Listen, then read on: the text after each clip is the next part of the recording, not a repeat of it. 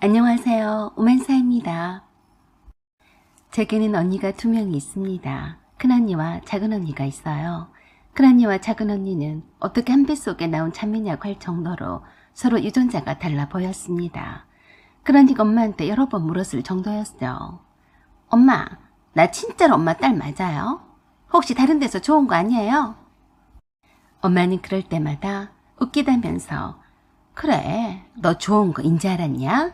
라며 놀리기 바빴다고 했습니다. 그럴 때마다 큰언니는 엄마한테 그랬어요. 엄마, 진짜로 말해보세요. 혹시 아버지가 나를 밖에서 낳아서 오신 거 아니에요? 어떻게 이렇게 엄마를 안 닮을 수가 있어요? 왜 혜인이는 저렇게 엄마 판박인데 나는 이렇게 못생겼어요? 그럴 때마다 엄마는 큰언니한테 그러셨어요. 내가 알겠냐? 천지신명께 아들을 낳게 해달라고 빌었더니 들어주려다만 모양이야. 왜 하필 아들 낳아달라고 비셨어요? 그러니까 내가 생긴 여자인지 남자인지 알다가도 모르게 생겼잖아요. 아니면 혜인이라도 비교가 안 되게 공평하게 똑같이 생기게 낳든가 하실 일이지. 큰언니는 천성은 착하고 순했지만 늘 작은언니와 비교가 되는 외모 때문에 스트레스를 달고 살았어요. 그도 그럴 것이 큰언니와 작은언니와 함께 엄마와 다닐 때며 늘 큰언니에게는 아이고 얘는 아빠를 닮았나 보네 라고 했고 작은언니에게는 어쩜 이렇게 엄마를 똑 닮았을까 인형 같네 라고 했습니다. 질투가 유독 심했던 큰언니는 늘상 이쁜 작은언니가 다른 사람들의 주목을 받는 것에 대해서 늘 불만이었어요. 큰언니는 오락부락한 체격에 약간 중성적인 면이 없지 않아 있었거든요. 그것뿐이겠어요. 머리도 작은언니가 더 좋아서 늘 공부를 잘했어요. 그랬으니 얼마나 비교를 많이 당했겠냐고요. 그 때문에 큰언니는 늘 작은언니에 대한 자격지심이 많았어요. 세 딸 중에 장녀인 큰언니를 부모님이 늘 큰 기대를 갖고 키우셨지만 큰언니는 그걸 깨닫지 못했습니다. 오히려 작은언니는 부모님의 관심과 사랑을 덜 받았다고도 할 수 있었어요. 작은언니와 저는 새 옷을 사 입어본 적이 손에 꼽을 정도였어요. 왜냐하면 큰언니 옷을 그대로 물려받았거든요. 큰언니는 장녀이기 때문에 부모님의 관심을 더 많이 받았고 저는 막내라서 이쁨을 더 받았는데 오히려 작은언니는 그 사이에서 큰언니와 저만큼은 부모님의 관심을 더 받았다고 할 수 없었어요. 단지 작은언니는 이쁜 데다가 알아서 공부도 잘해서 부모님이 믿고 보는 딸이었어요. 한마디로 신경이 덜 가는 딸이었어요. 그런데도 늘 큰언니는 부모님께 불만이 많았습니다. 그간의 일들은 거두절미하고 아버지가 돌아가신 이후로 서울에서 작은언니가 친정엄마를 돌보고 있었어요. 작은언니가 의사였기 때문에 당연하게 친정엄마를 곁에 두고 돌봤어요. 그걸 두고 큰언니가 작은언니에게 고맙다고 한다거나 고생이 많다고 한다는 소리는 한 적이 없었어요. 엄마가 혜인이한테 쏟은 돈과 정성이 얼만데 지가 보답을 해야지. 당연한 거지. 작은언니와 작은형부는 의사 부부였어요. 그래서 남부럽지 않게 떵떵거리며 잘 사는 것을 늘 엄마가 자랑스러워 했습니다.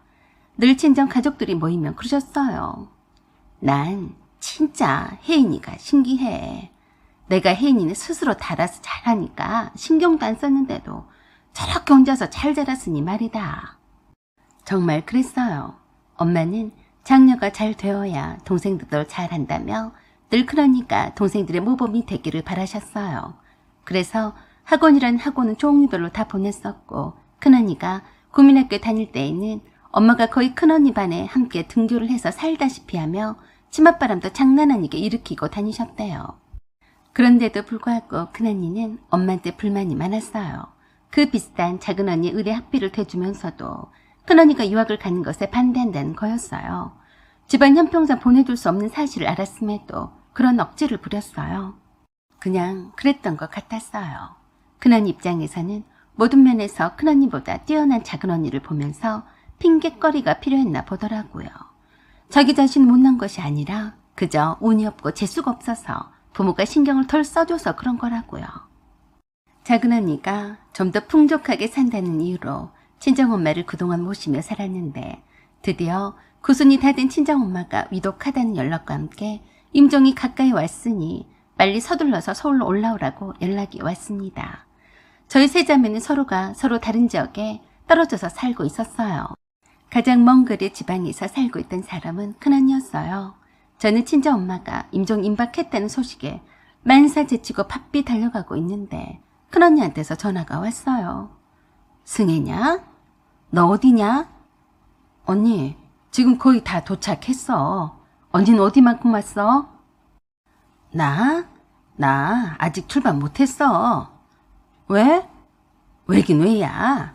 너야 금방이지만 난 여기서 가려면 4시간 거리인데 쉽겠냐? 그럼 어떡해. 또 안 와? 그러다가 엄마한테 인사도 못하고 보내드리면 어쩌려고 그래. 여기서 서울까지 교통비가 왕복 10만 원이야. 언니, 그깟 돈이 문제야. 그 돈 내가 줄 테니까 빨리 올라오기나 해. 형부랑 함께 차 타고 오면 되잖아. 네 형부까지 뭐하러 가? 가기 문을 닫고 어떻게 가냔 말이야. 말도 안 되는 소리 하고 있어. 말도 안 되는 소리는 누가 하고 자빠졌는데. 늘상 이래왔던 큰언니였지만 세상에 친정엄마 임종이 임박했다는 소식을 듣고도 저러니 할 말이 없었어요. 왕짜증이 나서 제가 그랬습니다. 오든지 말든지 알아서 하고 나중에 후회는 하지 마. 왜 전화했어? 이쁘지도 않은 내가 간다고 해서 엄마가 좋아지지도 않을 건데 후회하고 자시고 할 일이 있냐? 너나 오버하지 마라. 언니는 정말 지독해. 엄마가 마지막으로 우리들 얼굴은 보고 가셔야 할 것 아냐. 돈 10만 원이 대수야? 전화 끊어. 라고 하고 끊어버렸더니 계속 올려대더니만 톡으로 그러더라고요. 엄마가 돌아가시면 그때 연락을 해라. 네 형부 차를 타고 여럿이 함께 갈 테니까 꼭 연락해. 이쁘지도 않은 큰딸이 가서 뭐하냐? 가서 꼭 연락해. 알았지? 그저 속이 상해서 눈물만 흐를 뿐이었어요. 어쩌다가 엄마가 큰언니를 낳으셨나 싶었습니다. 큰언니는 작은언니가 의대 입학을 한 그 순간부터 완전히 엄마에게 등을 돌리기 시작했어요. 하나부터 10까지 삐딱선을 타기 시작한 반면에 작은언니는 엄마에게 한없이 의지가 되는 딸이 되었어요. 나름 죽을 힘을 다해서 작은언니보다 잘 살아보려고 애쓰는 듯 했지만 늘 제자리 걸음이면 다행이었죠. 그래서 늘 작은언니가 엄마에게 선물도 해드리고 용돈도 풍족하게 드리고 아버지가 암투병을 할 때에도 거의 도맡아서 돌보는 것도 아니고야 했습니다. 당연히 친척분들도 모두 다 작은언니가 효녀라며 칭찬을 하셨어요. 그걸 못 견뎌하며 내색을 하곤 했는데 참 추해 보였습니다. 자기 감정을 제어하지 못해 질투심과 자격지심을 있는 그대로 내보였어요. 작은언니와 저도 어느 순간부터인가 큰언니와는 상대도 하지 않으려고 했었죠. 결국에 친정엄마는 큰언니 얼굴도 못 보고 하늘나라로 가셨어요. 엄마가 정신이 말짱할 때에도 그놈의 돈이 뭐라고 병원비를 내라고 할까봐 오지도 않았어요. 아버지가 암투병을 할 때도 그랬고 엄마가 병원에 다니실 때에도 큰언니는 작은언니에게 핑곗거리만 잔뜩 늘어놓고 한 푼을 안 내놓았어요. 큰언니는 그렇다 치더라도 큰형부는 뭔가요? 큰형부는 장인과 장모에 관한 일이라면 나는 모르쇠로 일관했습니다. 그래, 돈이나 잔뜩 있는 것들이 쓰는 것이지 없는 것들이 돈 자랑 하겠냐는 투였어요. 그러던 큰언니가 친정엄마가 돌아가신 후로 큰언니의 둘째 아들이 결혼을 한다며 연락을 해왔어요. 승혜야, 너도 우리 만드기가 7급 공무원에 합격한 것 알고 있지? 퍽이나 자랑스러웠는지 합격한 지 6년이나 지났는데 우려먹고 또 우려먹었어요. 언니가 나만 보면 맨날 노래를 불렀는데 내가 왜 몰라? 만드기가 왜? 이번에 고등학교 교사랑 결혼을 한단다. 그의 집이 꽤 잘 사는 집이라서 기 안 죽이려고 내가 집을 사줬다. 또 허풍을 친다고 생각했어요. 언니가 돈이 어디 있어서 집을 사줘? 예전 봐라. 내가 없다고 하니까 진짜 없는 줄 아네. 너까지 나를 무시할 거야? 무시를 또 뭘 무시를 한다고 그래? 맨날 돈 없다고 한 사람이 누군데 그래? 너는 돈 있는 사람이 돈 있다고 한 걸 봤냐? 내가 왜 돈이 없어? 그럼 만드기 집을 사줄 게 아니라 언니 큰아들네 집장만 하라고 좀 보태주지 그래? 그러자 저게 성질부터 냈어요. 미쳤냐? 만복이가 내가 시키는 대로 약대에도 가고 하라는 공부만 잘했어도 내가 그러겠냐? 장남이라고 내가 별짓을 다 해서 다 해주려고 했는데 해야 말이지. 그 애는 내 자식 아닌 셈 칠란다. 그래서 만덕이한테만 그렇게 집을 사주면 만복이가 가만히 있겠어? 차라리 똑같이 해주지 마. 너 샘나서 그러지? 네 아들은 아직도 취직 안 했냐? 그냥 속 끓이지 말고 어디 가서 술 퍼먹고 객기 부리거나 노름 같은 거 안 한 것만도 감사하게 생각해. 착하잖니?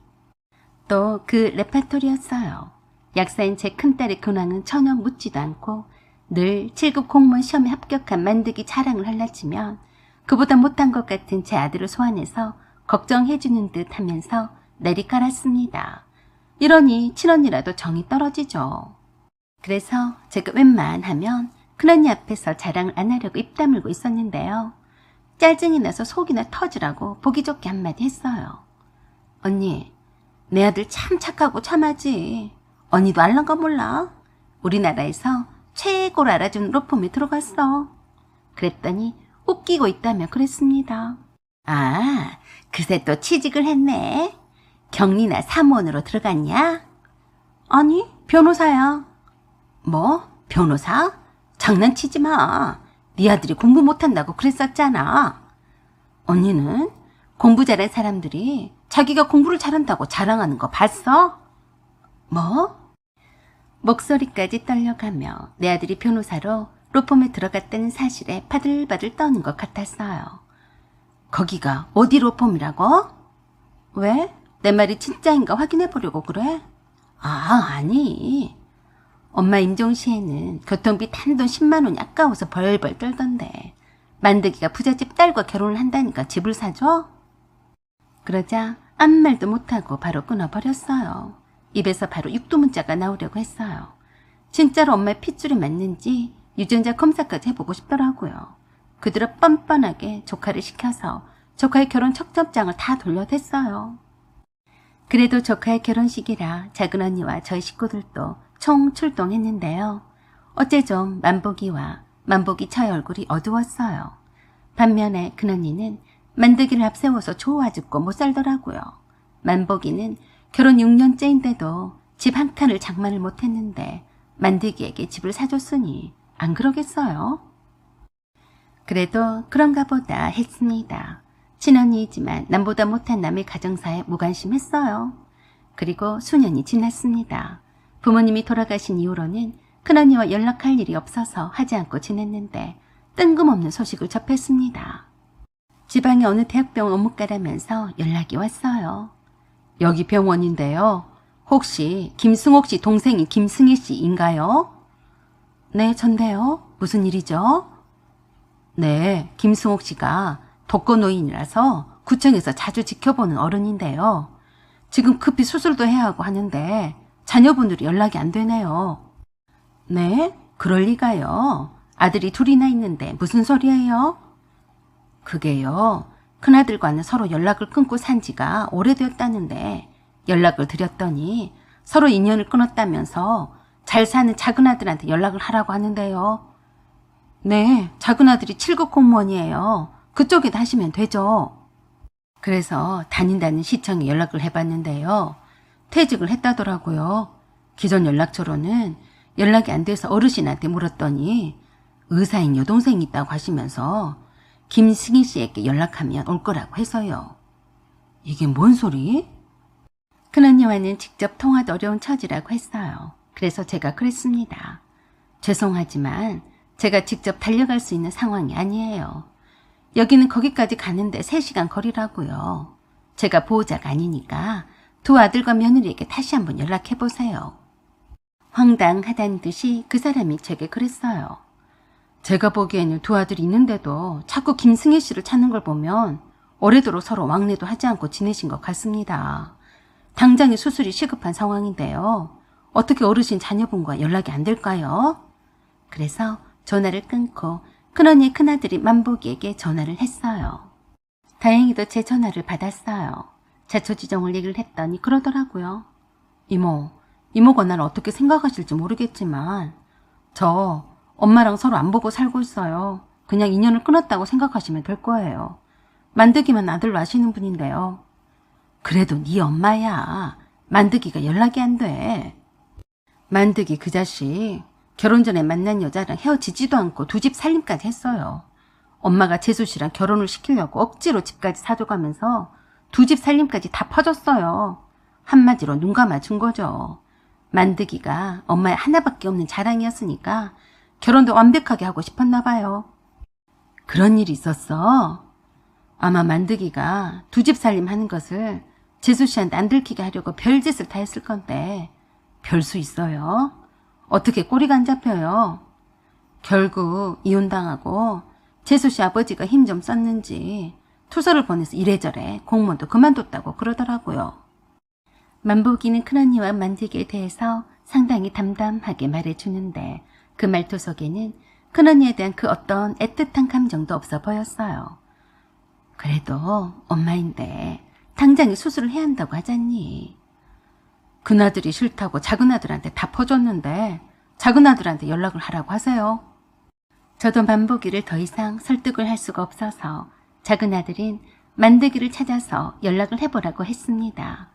큰언니에게 듬직한 작은아들이 있는데 제가 뭐 얼마나 걱정을 하겠어요. 교통비 10만 원이 아까워서 엄마 임종도 못 지킨 큰언니를 내가 뭐라고 달력하겠습니까? 사연은 여기까지입니다. 구독과 좋아요 부탁드려요. 감사합니다.